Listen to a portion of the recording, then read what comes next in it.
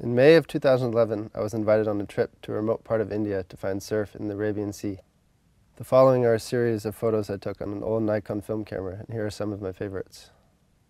During my first day in India, I heard someone say, "The people here can scream at you with their eyes."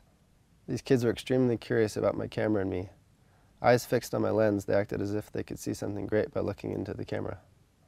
I do a lot of painting with a heavy focus on texture, and I found this bit of building amazing. It's pretty much my exact color palette and texture style that I enjoy most and go out of my way to create. To see it just on the side of an old building, created totally coincidentally and accidental, was really fun to look at. After leaving the mainland, we went to this little island with nothing more than high hopes of finding amazing surf. None of us had ever been there, and the swell forecast didn't look overly promising. We knew the water would be warm and it would be beautiful in 1,000 ways. This is a goat. Everywhere you looked, there were goats. This one liked its picture being taken.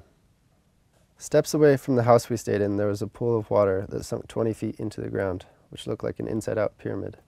These kids were constantly playing in the stagnant water, having a ball dunking each other under. Minutes after we made the 18-hour ferry ride to the island, I ran down to the beach and melted into the sea. On the way out of the water, I saw these sand mounds created by crabs. I've seen similar crab mounds before, and in this photo it's hard to tell, but these were about 1.5 feet or so tall. They looked super interesting to me at the time, like little sand castles.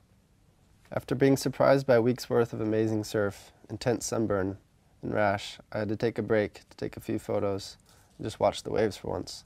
This kid, without saying a word, sat with me and seemed to share my appreciation for the surf. Although we knew a few people had surfed this place before, the kids living there claimed to have never seen surfers, or flyboating as they called it. Near the end of the trip, we went to the other side of the island where we heard there was a huge lagoon full of sea turtles. The lagoon stretched for miles and the water was in the 80s and no deeper than a few feet. A never-ending jacuzzi full of sea turtles. This is my friend Chad, just relaxing, probably trying to spot the horizon. I don't think I've ever seen a more simple landscape.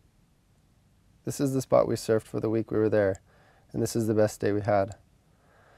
When we first got to the island, the surf was relatively small, but still really fun, and as the days went on, a mystery swell arose and allowed the place to really show its colors. A small footpath wound through the village houses as we walked the mile or so from where we were staying to the beach for a surf. This is one of the families we saw almost every day, and as soon as they saw us, they grew extremely shy.